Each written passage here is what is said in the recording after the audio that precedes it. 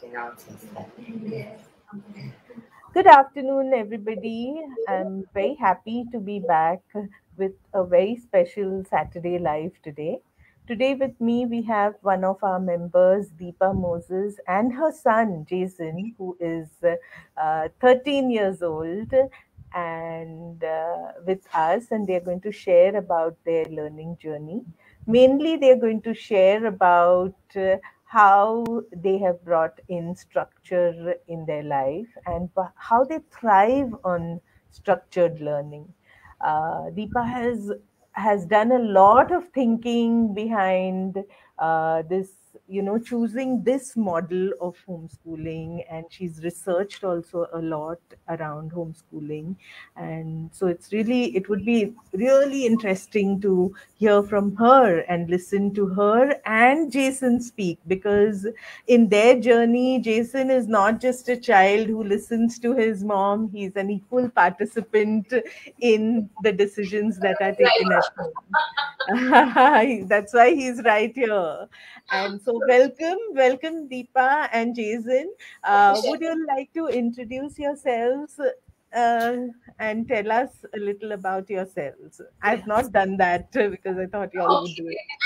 Yeah. So I am Deepa. We are originally from Chennai, but we stay in Delhi now. It's been Jason went to a regular school until he was in grade 5, and post that, he wanted to homeschool, and we made that shift. So it's now, I think this is our 3rd year of homeschooling, and it's been a wonderful journey thus far, and we are really enjoying the journey. So that's a bit about us. About you, Jason. You can introduce yourself. What can I say? What can you say about yourself?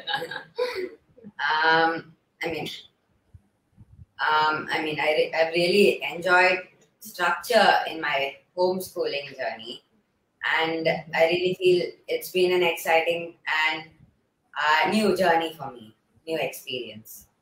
Wow. Also, I know, because I've spoken to Deepa earlier, this was something that you asked for, right, Jason? You were the one who told your parents that you want to homeschool and you don't want to go to school anymore. Can you share a little more about, how did that happen? Yeah, so we used to live in Hyderabad, I think, before we shifted to Delhi. And over there, my mom, some of my friends were doing homeschooling. They were like much older than me, but at the time they were homeschooling. So, I drew the idea from that, and it seemed like an interesting idea. So, I just thought this may be an interesting and fun thing to do. Yeah. Wow. So, And I think at that time, when he told us first about homeschooling, was at the end of grade 4. Yeah. I think one challenge he was having in school was he used to do a lot of reading. So I used to love to share those ideas in class. But sometimes what he was reading was way ahead of what was going on in class, and it used to feel for him that what he's sharing, he's not able to have free sharing of ideas, because they're constrained by time and syllabus and everything. So in terms of learning, I think he was in a point where he started feeling suffocated. Yeah. So I think that was his key motivation in asking us. So then we said, okay, let's give it a year, finish 5th, so that it gives us both enough time to figure out whether this is, after a year, you still feel you want to go to try homeschooling, or, you want to, continue school. So after a year, he said, okay, still, I am, pretty clear this is what I want to do. And so, yes, that's how we started. Wow. And Deepa, were you working then, and did your life change once you started? I used to work part-time, but that was even before, we started homeschooling. So I am a stay-at-home parent. Okay. And that has also kind of been helpful, especially because sort of semi-structured, homeschooling. I think it's kind of helpful because I've been staying. Okay, lovely, lovely. So, Jason, can you share what are the different things that you are learning right now? I know you're doing many exciting things because we keep hearing from your mom through her comments on the group and so on. But we would like to hear from you. What are the different things that you're learning? I mean, in terms of math, I think I just finished my trigonometry chapter. Wow. Yeah. And I mean, I do a lot of extracurricular activities as well. Yes. Like I'm into Yes. Rubik's cubing, chess. Yesterday I finished 24th in a chess tournament. Yeah. Wow. Mm-hmm. Skateboarding. Yeah. Skateboarding, yes. I saw recently some of the videos that your mom had put up, and I was like, I was all smiles because it was such a joy to watch you skateboard as well as do your Rubik's cube. Wonderful. And do you think you would have got all the time to do all these activities if you were in school, or do you feel this No, happens because of... definitely not. This is, I mean, ever since I've started homeschooling, the time I get for free play and, non-structured activities, uh, which are out of syllabus, is like exponentially higher. Because Wow. when I went to school, I think school would get over by 4 o'clock. 4:30, I'd arrive home, and then I'd have a basketball class at 5. So half an hour, just drink milk and then go for basketball till 6, and then come back and relax. That was my day. But now I have time for playing chess, going outside. I have a table tennis class. Then I go play with my friends, and then I come back. So Wonderful. So wow. So the homeschooling has opened up the world of activities to you, and you can do so many things. That's amazing. And okay, so moving on to today's topic is all about structured learning and how homeschoolers can thrive in a structured environment, and the philosophy behind choosing structured learning, because we've so far had many sessions, live sessions, where we have had unschoolers who say that we don't have a routine in our life, and we the day just begins and you just take whatever you're curious about and you go into it. But you all have brought in structure so that you can put in more things in your learning. So Deepa, could you share a little more about that? Yeah. So, when he said he would like to do homeschooling, uh, a discussion we had simultaneously at that point itself before we started was what kind of homeschooling do you want? Because we were broadly aware that you could unschool and you could possibly follow a semi-structured sort of approach. So the question was posed to him because this whole idea came up from him. We thought he's old enough to make that choice as to what he would like, and he told us that he would kind of prefer a structured, or like he tends to call it semi-structured. He prefers to call it semi-structured approach. So maybe you can elaborate why you preferred that, right? Yeah. So basically, I am someone who likes to be very clear about what I'm going to do. Right. So I thought, if it was unstructured, there would be like too much of choice, and I end up being overwhelmed with choice and do nothing at all. Right. So that was my idea. And I prefer to call it like semi-structured because there is still a lot of flexibility in terms of our structure. Right. And I think even some subjects also. Yeah. Also, we felt for certain subjects like history or history. math.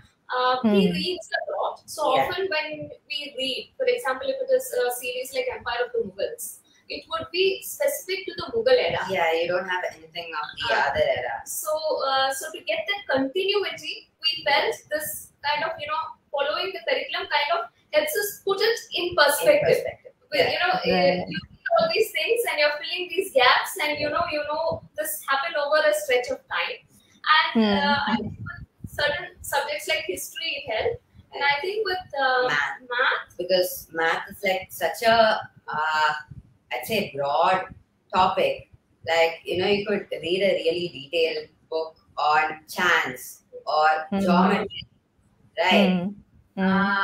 But there is like so much more there to learn, and a textbook would really help you go over everything that subject has to offer.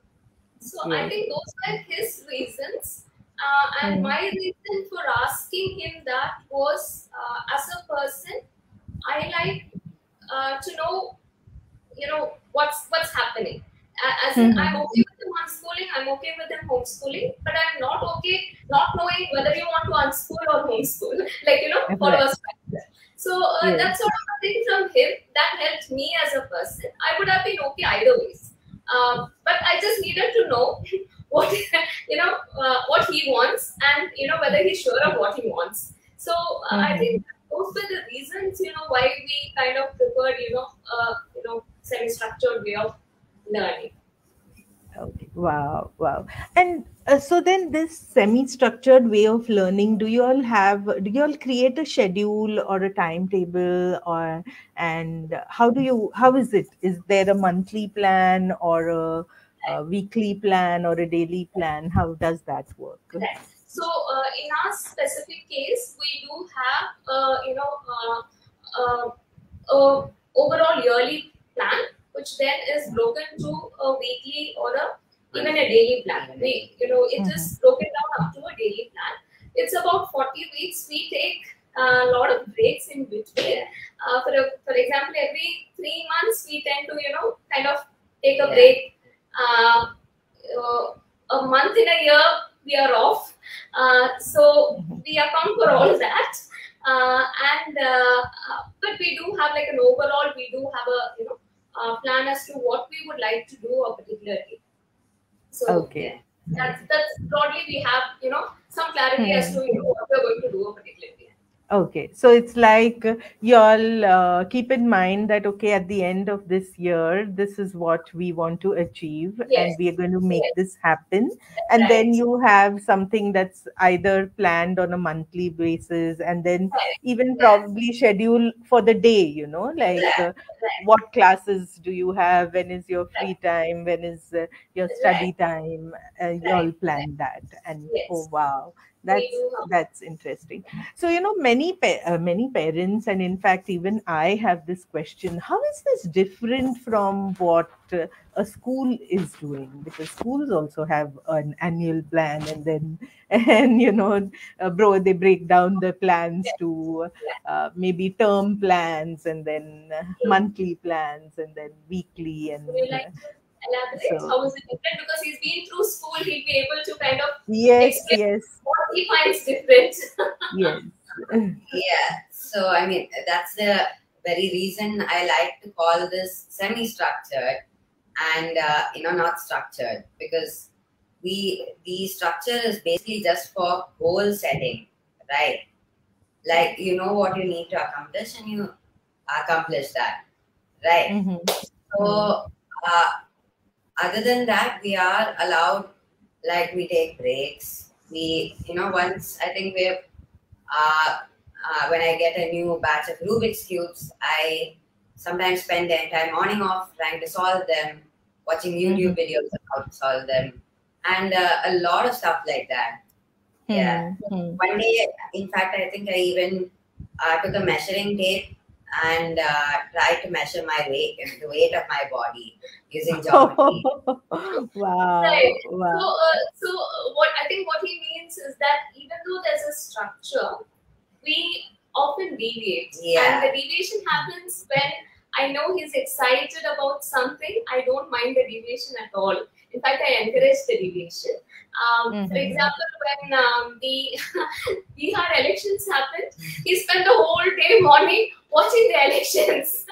Okay. Even the skateboarding Olympic, finals. Yeah. But those are things that matter to him. It may or may not matter to me or anybody else, but it is of interest to him at that point in time. And when something is of interest, I think that takes precedence over everything, including a planned schedule. So in that way, our schedule, even though we have a weekly plan, daily plan, yearly plan, and we, in spite of all these deviations, I must say that he manages to stick. We have not really fall behind on our schedule. fallen behind on his goals. Right. So that is one thing, and another one would be we have a lot of freedom in terms of mixing and matching curriculum. What I mean by that is like math and science. We have been doing NCRT, right, because there are like a lot of experiments you can try, and it makes sense because the experiments involve things that you typically find in an Indian home. Yes. Right. Like protein testing. It will give you experiments with dal. Yes. Right. Right. So I think he's right in that. So again, another discussion we had prior to shifting was, what do you want to follow? If you want to follow a structure, okay, what do you want to follow? So we did have a look at different curriculum. So in that, like he says, for science, we chose NCRT mainly because we found there were a lot of experiments that we could try and do. The reason for choosing that curriculum was not because everybody else is choosing, or because it is the rigorous one or whatever. We chose that curriculum because it suits us, and because it suits our purpose. So science, we felt that we chose that way. Math, again, he loves math, and he loves more and more challenges. And in that way, we found that a lot of NCRT typically will have a lot of questions that you can you can try, which he enjoys, and hence he is doing that. History again was NCRT mainly because it was focusing on Indian history, geography, civics. English was English is something which we don't follow NCRT. So English is last year we were following IGCSE. This year I don't know what we are following, but I mean he runs e-magazine along with his friends. So a lot of times our English lessons are typically he will work on articles, he will work on editing, he will work on getting articles from others, putting it all together, making it into a magazine. And I think, and I'm fine with that because he's learning so much more than what a textbook can teach. So yes, definitely. So that way, when we say curriculum, again, it's not, we have it's not so like a much, school curriculum. it's not a school curriculum because we can, mix and match, even in terms of grades. For example, because science and math he loves, he is right now working on grade 10 books, whereas the rest of the subjects he is working in grade 8 books. Now, again, the intention is not to move ahead. I want this, to be quite clear. The intention is just that the child loves it and is doing it. So for him, that was what shall I say? That was one thing that prevented him from enjoying school, was that he was not able to, things that gets exciting, what he wants to explore, he's not able to explore at the speed he wants to explore. Right. Yeah. So yes, he will finally give his 10th board when everybody else gives. We are not in a hurry. But right now, he is happy that he's able to do it a little ahead. But that is for his own, self-happiness, not anything else. Right. Yeah. I think that's another one. reason we do this difference between the structure. And the third one, I think, would be the way we learn. The way we learn, when I say way we learn, typically when I observe Jason from childhood, I know that a lot of his, there are three things that excite him in terms of learning. One is discussions. Anything new he learns, he will want to, either ask questions about it or think out aloud about it, or, debate about it, or connect it with something else. So he enjoys discussions. Second is he enjoys a lot of reading, and he enjoys travel. So when we say, we are doing 5 hours, this 5 hours include our discussions. Time that we allot is not that he is sitting and reading a book or he's listening to something online. It involves things that he actually enjoys doing. So, so when we read a lesson, typically, sometimes we may start off in civics, we'll end up in philosophy, or even we will end up in arts, and we are okay with that. So all of that is what we find to be the difference. That enormous amount of flexibility to pursue the thought that his mind is taking. That's the key. Wow, that's so interesting. And, to a great extent, I feel it follows the unschooling philosophy, which believes in going in terms of, being aligned to what the child wants to do. And to bring in a perfect blend to suit your family of a structure which is also flexible, but have it so that there is clarity amongst you all. And I can see that you like being planned and having something in front of you, to see whether, okay, have we done this, have we not done this. So that's amazing. And I loved your example when you shared that, if he's like, when there were elections, you all put the plan away and you all watched the elections for the whole so much day. the child learns, because I think maybe 2 weeks prior to that in civics, he had learned about elections and how the central and state government is elected. But watching it the whole day, he had a lot of questions. Why coalition government? Why does it take so long for their results to come? How is it different? A while back, the US elections had happened. How is our Indian system different from the US system? So you learn so much more when you have fear to deviate. Right. So now, the other question, like I completely understand the way you all have worked out on your learning program. The other question that many parents have is, so how do you know whether he is learning? So do you do tests and assessments at the end? Do you plan those also? Or what is your way of, for y'all, both of y'all, to assess learning? So we have not had any tests. I have not given him any tests since we started homeschooling, right? No, we have not had even a single test, right? And we have not enrolled. He used to previously give a lot of Olympiads and all that. We stopped all that. And he was acing consistently, all that, but we gave up all that because we felt that it's an unnecessary distraction to what we are trying to do. So we have actually given up on all forms of testing. We don't really plan on giving the OB level C either. We would possibly go straight for the grade 10 exams as and when it is his time. But to answer your question as to how do I know that he is at par, 2 things we are doing. One is I do make him write down answers. The reason being that, as I keep telling him, it is not to crack the exam. It's rather, any knowledge is lovely only when it is shared.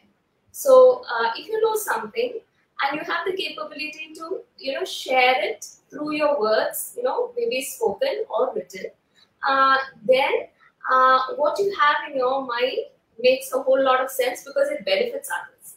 Right? So in that context, I tell him, it's important that what you write, if somebody else looks at it, they should be able to learn from it. So I do make him write, and whatever he writes, I do look at it, and any changes I suggest. It has tremendously helped because whatever he learns, it gives him a kind of a chance to collect his thoughts, go through once Yes. again what he wants to write, and that's one thing that tells me, okay, he's understood the concept. But more importantly, I think what tells me he's learned is when he's able to relate what he's learned in his daily life. Mm-hmm. There are some very interesting, things that happen, and that, okay, my child knows. Yes. For example, we were learning, I think, in sixth grade, no, about potential energy to kinetic energy changes happening, and how when a object moves up, the kinetic energy becomes zero and then comes down and all that. So interestingly, he had gone zip lining, in a park. Mm. And at the moment he came down from the zip lining, he said, "Mama, I know, I could feel the kinetic energy become zero." Becoming zero. Wow. so, Yeah. so it tells you that it's not just something that he's read in a textbook and is forgotten, or he is reading it because he is forced to read it, but rather he's able to spot it in his real life. The other thing that would tell me is also when he uses his learning to create applications for himself. Like I think he mentioned about weighing himself. So we don't Yeah. have a weighing machine at home. So interestingly, one day he came to me and said, "Can you give me a box of mutton?" So I said, "What do you want this for?" He said, "No, I'm going to find the density of mutton." I said, "Density of mutton?" Wow. He said, "No, it's a secret project. You don't ask me anything, but you give me this." So he then proceeded, he did some calculation, then he said density of mutton is this much. Then he said 1.5. okay. Then he said, "You give me a measuring tape. Now you measure my shoulder, my arms." Lot of, he gave me instructions and I was supposed to measure everything. Then he did a lot of calculations and he said, "This is my volume and my density will be equivalent to the density of mutton. Okay. And Of so my mutton. weight will be," he did a lot of calculations and told me that his weight is what? 33.4 kgs. So 33.4 kgs. 33.35. 33.35 kgs he told me. And then, Wow. there was no way to, check because we don't have. So then he went over to his friend's house and checked it, and it was 33.4 kgs. So, Oh, that's amazing. I mean, this is something definitely you should I mean, share with it the world. yes. So it may seem like something that a child is just, doing fancifully. But if you really observe, he has used what he has learned in terms of geometry. He's applying what he's learned in terms of density, And in different grades and too. possibly different grades, different subjects, put it together and found an application for it in his real life. So I think that there can be no better barometer than that, to know Definitely. that your child is Definitely. learning. Yes. So I think that's how we know. Wow, that's really lovely. In fact, while I was listening to you, I also remembered about his magazine, and you just mentioned it a few minutes ago. Can you tell us a little more about this magazine that you have started? For whom is it, and can any other homeschoolers, from the Homeschooling India group contribute to it, or how do they get an access to your magazine? So, could you share a little about everything about your magazine? Yeah, sure. So, I mean, it's an e-magazine, a quarterly e-magazine. Name of the magazine. It's called the Students Chatterbox. Oh, okay. Yeah. Hmm. I mean, we kind of created the magazine as a fun project, and it was designed to be for children in the 8 to 14 age group, because Hmm. these children have kind of outgrown children's magazines, but we find adults magazines kind of drab and boring. Okay. Wow. Yeah. So the content is all by children. Yeah. So how can how can So do somebody you in a have a host team? Do you have other children contributing? Who are these children? I mean, they are all, any kid in the 8 to 14 age group can contribute to our magazine. All they have to do is, submit an article to our email address. You can give your email address. Okay, it's the.students.chatterbox@gmail.com. And anyone can submit an article, right? And Okay. you have an editorial team, Yes, which is also in the age group. All are in the age group between 8 to 14. There are 4 Okay. members, and I think among them they kind of look at the articles, they design, and then publish. Wow. So it's an e-magazine. It's a free magazine. The whole point is that it promotes, writing amongst children and sharing of. It's a fun project. Yeah. So it's a free thing. So you can share it even in the homeschooling group. Yeah. Yes. In Yes. fact, our next edition is coming up tomorrow. Yes. Oh, wow. So maybe, after our session, maybe Deepa, you could either share links, or if there is a way for our members to get access to the magazines, maybe you could share information around that. That would be lovely. And if our members too want to send articles and participate, do look at the post that Deepa puts up, and all the links and email IDs and everything will be shared over there. So, Jason, do you have a subscription or something for this magazine? How does it work? So it just gets No? freely. It's a link. So we share the link to generally we share it among friends and family. Yeah. And even contributors, whoever has sent, we send the links to them so that they can share with their friends and family. Okay. So that's all. There's no subscription per se for this. Okay. Wow, that's also amazing. Just doing something for the love of it. Yeah, Right. that's It's really also a amazing. fantastic way for him to stay in touch with so many children. Because every time we have new contributors. And I think actually around 7 new contributors. About 7 new contributors. So last time there were 9 new contributors. Last time 9. So those are all new friends. Yeah. Right, because when they send in articles, sometimes he will call them up, then he will say, okay, I've prepared this, do you like the draft, do you want some changes? And then in the course of that, they also make friends. So it's a great opportunity actually for him to stay in touch with many other kids. That's also being a fun way of staying in touch. Yes. So around how much time do you spend on each magazine? Not much.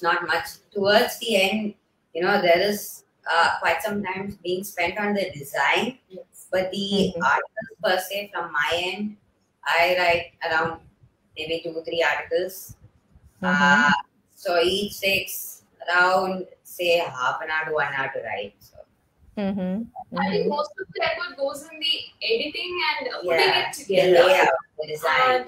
And layout. So that again, they are a team. So, he gets a lot of inputs from the others. So, it's been good.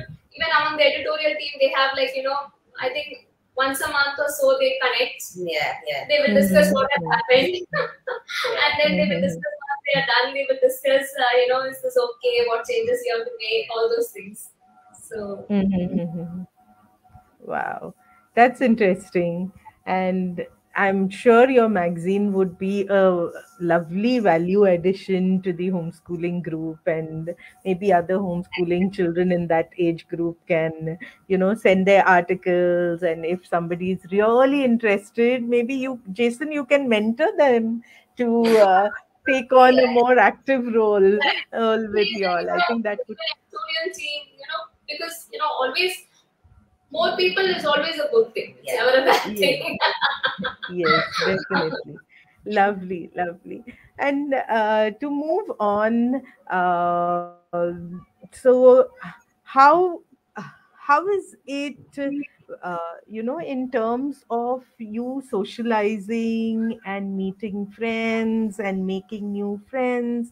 Because we've just had this question come up a few days ago, that how, our only problem about homeschooling is that where will my child get to make friends? So Jason, this is something that I would want you to answer, so that all our Yes. members know that from the child's perspective, how do they make friends and so on.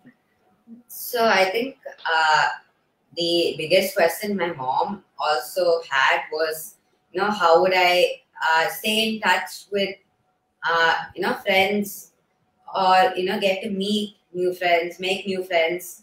Uh, that was the biggest question I think she had, the biggest concern, I may say. Uh, Mhm. uh, but I think I have mentioned that I do a lot of extracurricular activities, right? So, I Mhm. mean, I get to meet a lot of people that way and get to meet a lot of new friends. Yeah. Even here you have Yeah, I have quite a few in friends the gated downstairs. community. Yeah, in my gated community. Yeah. Say, like, how did you meet them? How did you have any trouble making friends? I mean, yeah, initially a bit, but Because we had just shifted into this place. yeah, We had moved from Hyderabad and then Vijayawada and Delhi. So I yeah. think initially there was a little bit of time for him to make I mean, I friends. was a bit hesitant that they would what do you say, accept me. But after some time, I think you kind of get that you know they are looking to make friends as well. Right. Yeah. So I have quite a few good Right, friends right. Lovely, I go lovely. down and play every day with. Yeah.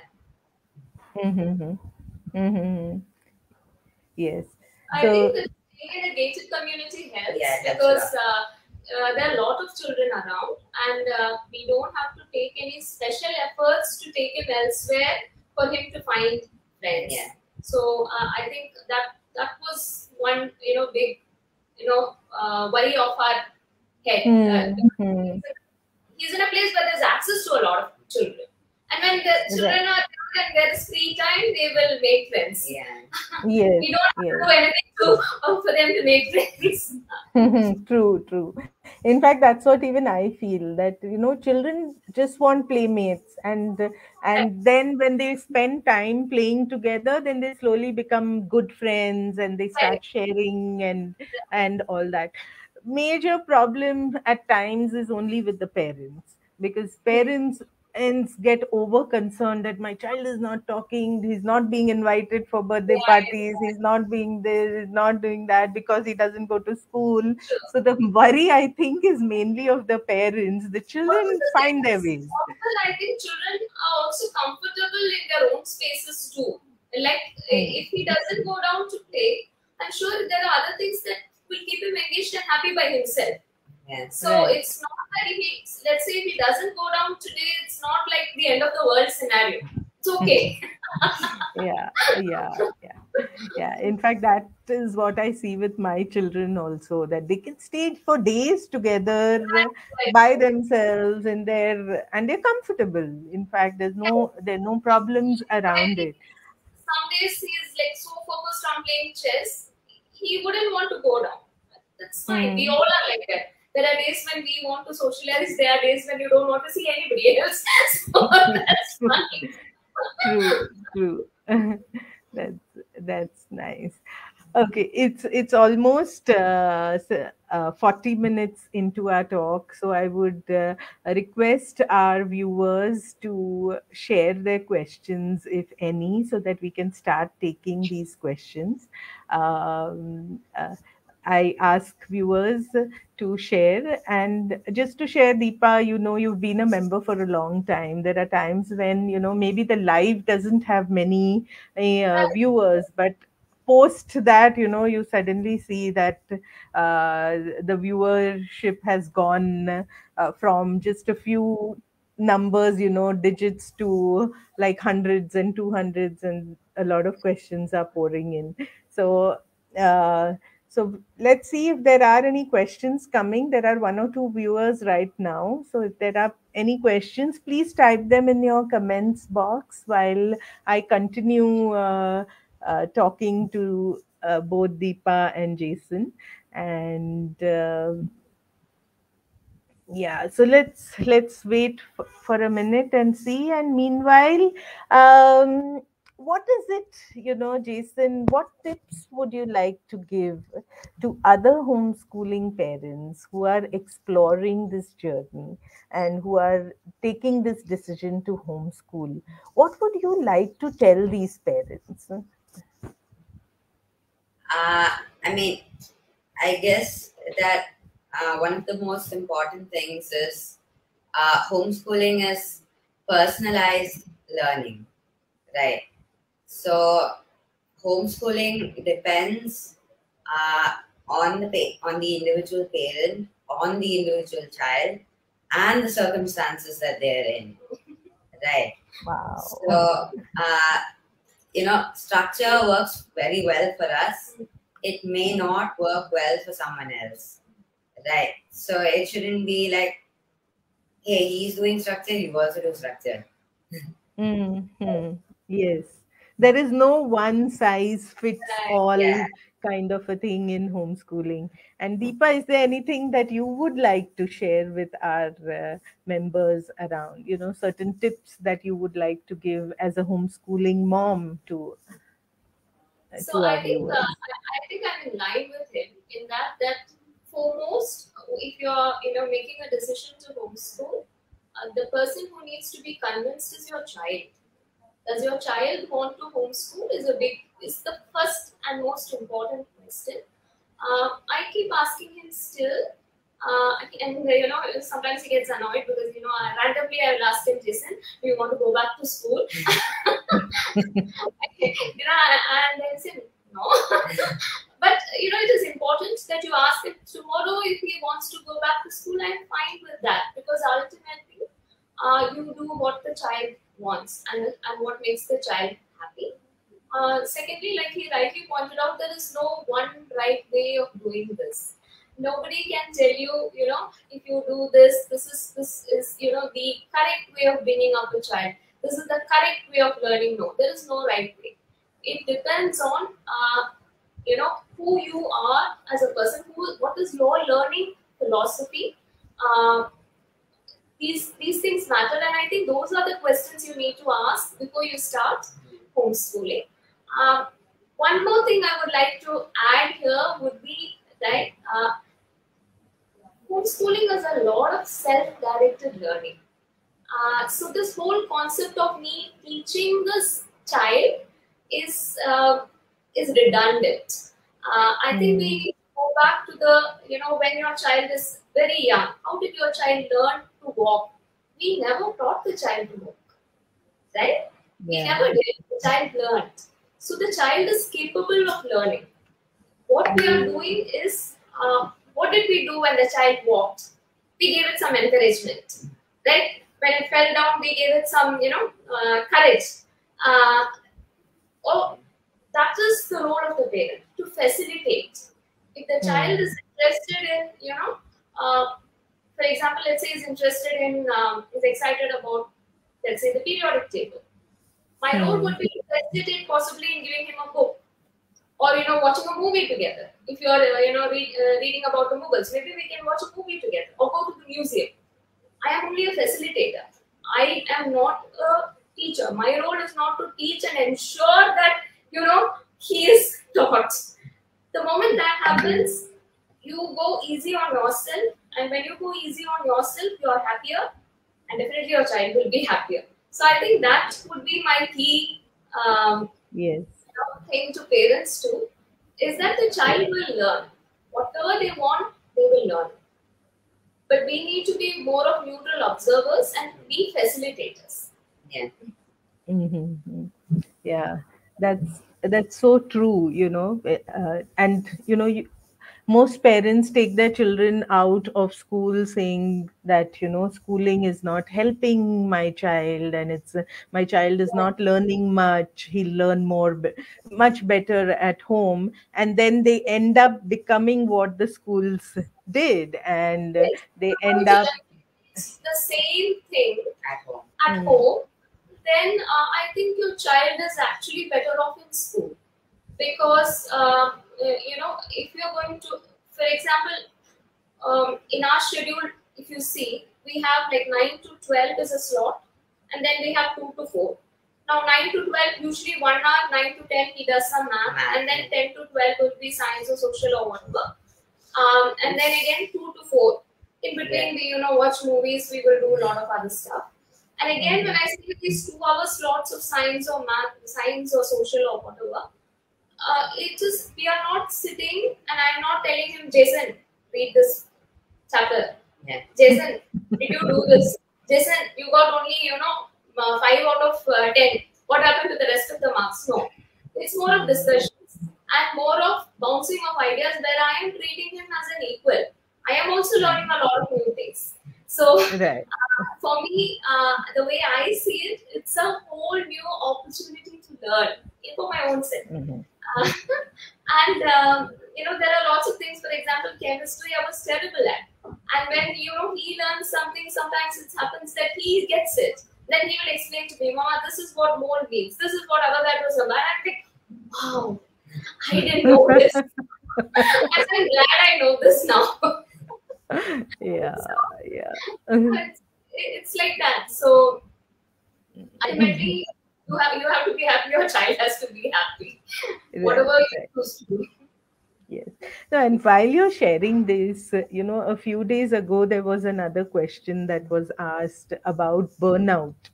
As homeschooling moms and or homeschooling parents, and for even the child, to constantly be in a home, at home, does it cause burnout to you guys? And if it does, then how do you all deal with it? How do you cope with it? So, you want to say? I mean, if I have a burnout, I mean, I have to be honest about it. If I feel I need a break, I say, I'm just too tired. I can't go on today. I need a break. Yes. Like, give me a break. Yes. So what he's saying is that you have to be honest, and it works both ways. There are many. And if you feel that it's just not working, then you have to be honest about that as well. Yes. Like if you want to go back to school, Yes. you have to be open. You have to say, I don't think homeschooling is working. Yeah. Right. I think honest conversations do matter, and I think what he says is perfectly right. In that there are many days when I am tired, when I am cranky, and I will tell Jason, I don't want to do this. Let's do something else. And we do that. Or or there are days when, strangely enough, he will not tell me I am tired. But there are days when I observe, I know that he is tired. So I will tell him, baby, I think you're looking, this thing, let's take a break. And we will, randomly take, if we feel, either of us are feeling exhausted, we will take a break. The break could be a day, the break could be a week. And most often after the break, we come back, we are, more fresh and, more enthusiastic. Or we will change our things. Because sometimes what happens is when the routine, when you're following, the routine becomes monotonous, then that's when you start feeling, tired of. So we try to then, change up something. If you're feeling, bored because, we have been writing a lot or whatever, then you would probably add an experiment in the mix. We'll add we'll possibly do an experiment. So we'll try to change, or we'll go to the museum. We'll try doing something which is not, to break the monotony. So I think that works for us. Wow, yeah, that's so important, So this flexibility is so important in the homeschooler's life, so that and when you bring all this in, then there are less chances of you facing burnout, because you're not Right. stressed with goals and pressures of finishing something at a particular time. You can give yourself that, okay, it might take a week longer, so Yeah, what? yeah. Or Completely. something else can come in that is more interesting. You don't Right. push it away saying that, oh Right. no, I this is not something I have planned, so I cannot get Yes. into it. So Right. wow, wow. So there is a question that has come up by one of our viewers, and that is, Jason, have there been any changes in your routine or homeschooling because of COVID? I mean, I wouldn't say there are any changes in our routine because of COVID. But during COVID, I mean, Lockdown, I think. lockdown, I wasn't able to go out with my friends and play as much. So one problem I faced was, I'd go online, play just for 2, 3 hours at a stretch, and at the end of the day, I'd feel a bit lonely, right? Hmm. And how I countered that problem was, I think I found another friend who was a homeschooler, and we talk with him every day, every weekday, from for about half an hour. Yeah. Sometimes they play online games. Most days they play online games. This was during the lockdown when he couldn't actually physically go and meet. Other than that, once the lockdown got lifted, I think he I just, yeah, that was regular. is. Yeah. I think the minute lockdown was lifted, children just wanted to run away from their homes and play. So, yes, that's great. In fact, now that since you've shared about, you like y'all would play some online games and so on. Jason, what is your take about on gaming and playing online games, and how do you look at it as a child? What is it that you learn from gaming or playing online games, and what is it that parents need to keep their eyes open about? Uh, I mean, I'd say you can learn stuff from online games. Like, uh, I mean, the online games I play are not really your typical online games. They're mostly scratch, right? Mhm. So, I mean, you, I, I try to apply that in my coding work as well. So I like Okay. designing games a lot too. Hmm. Yeah. Hmm. Yeah. In fact, that's something even my son started doing. So initially he would play, and then he got into, how is this made? I need to know. And the natural curiosity around coding came in. I'm sure it must be similar for you, who, like, you start with something and then you say, how did they make that? And how did they create these characters? And then you go into finding more about that. So parents do worry. They feel that gaming kind of is a no and children are spending too much time, and every minute they get, or to hack the system created by their parent, or to play on the sly, they'll take that opportunity.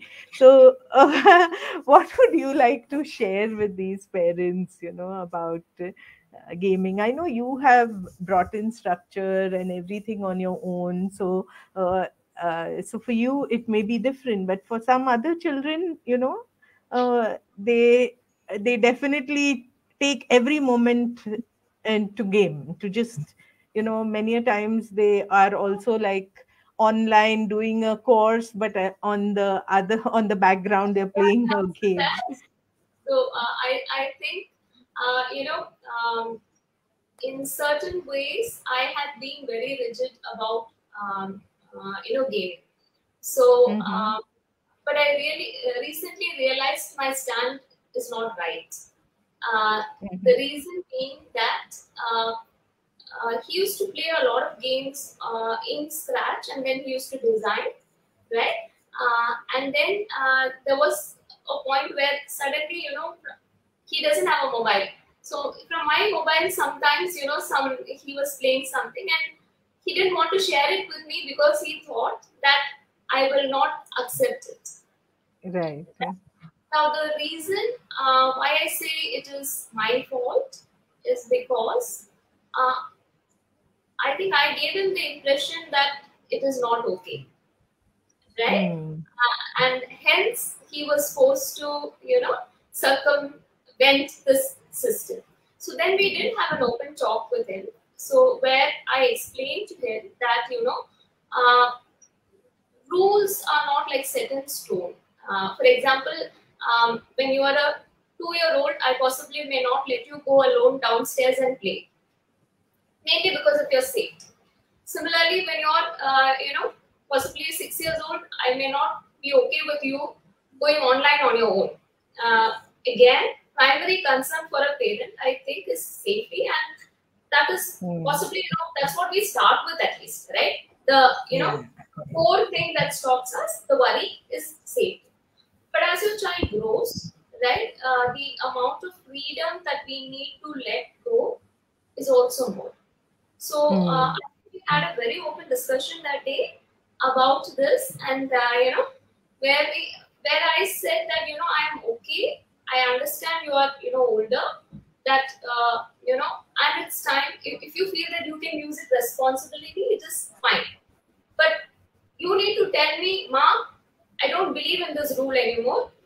You need to stop this rule. This rule doesn't work in our house. So that feedback you need to give me. Because, as a parent, sometimes you're still thinking, oh, my baby is small. My baby. Sometimes it's up to the baby to tell you, hey, I'm not so small. Right. I'm grown up. So I think that, as they grow older, we also need to let go of more and more, because the ultimate goal of any parenting is to bring up an individual, a free-thinking individual, one who will act responsibly by their own selves. So only if they are given the freedom will they really be able to explore, make mistakes, learn, and then become an individual. So it's a hard thing for a parent. I have multiple times failed at it. And I think all of us, as parents do. But ultimately, what do I want my child? That's the goal of any, not just a human parent, any parent in the natural world too, is to get the child to be independent of you, emotionally, physically, all their needs. They should be able to take care of themselves, right? Yeah. I think. These are real pearls of wisdom, from a mom who's moved from being rigid to being flexible and to being open, and that's an amazing sharing, I'm and sure it there will brought be people I'm still rigid about, as he grows older. Only when we encounter, we will know, okay, I need to let Yeah. go of this. I I was need to rigid let go of about this. this. I don't. Yeah, that's true. In fact, it also reminds me of when my boys were in school, and they wanted to start their own YouTube channel, and my immediate thing was that no, no ways, it's not safe. Y'all are still small. And now that we are unschooling, I see that, oh, I denied them an opportunity to learn, and Right. to maybe we could have both explored it together, because it was a complete unknown to me. Right. And at that time, there were many articles talking about how children were being trolled, and it was not safe, basically. So but Even then now I feel that he's been asking for a YouTube channel also for some time. So again, the primary concern for me was this, trolling, where I thought, see, me putting something in my Facebook feed is different, because it's all people I know, and they are not going to make any unkind statements. But in true. the when you expose a child in the internet, you are exposing them to all sorts of people. People may say different sorts of comments and all that. So he's been asking for a while, and I finally told him, once you're 13, you can, have it. With the caveat that people may say unkind things, but I believe now that you're old enough to not be like, take helpful feedback, ignore the rest. Yes, take helpful feedback and ignore the rest. Yeah. So I mean, it was my protocol before. Right. Yeah. So I think only if we let go, only if they face that, will they know as they grow up, because you can't protect them all your life. At some point in time, they are going to face all this. So these are all learning things that we will learn as they grow. True. Wow. This was such an interesting and lovely talk, Jason. And I would love to meet you as well as your mom and your beagle and Sunny, right? His name is Sunny. Right? Yeah, I would love. We are also dog. We are a dog family. We love. In fact, not only dogs and cats too. Cats So, as well. yeah. So I have right now. We had three. One of them has been missing for the past 1 month, but three cats and one dog right now with us. So yeah, it's also. Yes, and whenever you all come to Pune, in fact, I would. I would love to host you guys. Yes. So that would be great. And it's 5 o'clock. So I'm going to call it a day. And thank you. Thank you so much for agreeing to be part of my Saturday live. I'm sure everything that you have shared is going to help a lot of our members. And thank you so much. Deepa, once again, a reminder to put in a post with the details of his magazine. I think it will benefit many of us. And thank you so much. Thank you. With that, it's been lovely. Would you like to share some ending words? I don't know. Any famous last words? No, it's been I really enjoyed being part of the homeschooling group.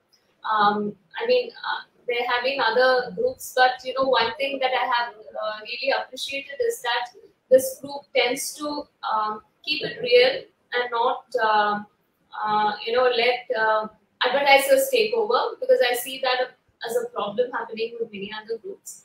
And it's really lovely to see, a lot of engagement among homeschoolers.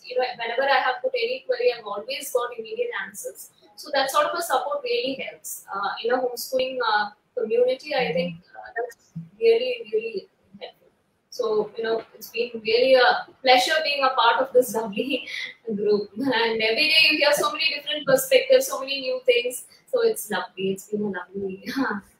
Thank you so much. And I think with this, I'm going to end the live. So thank you, viewers, and I hope, and please feel free to watch the videos later and the recording later and put in your questions. Deepa is a member of our group, and she is an active member, so she will look at the comments and answer them. So thank you so much. And with this, I end today's live. Thank you.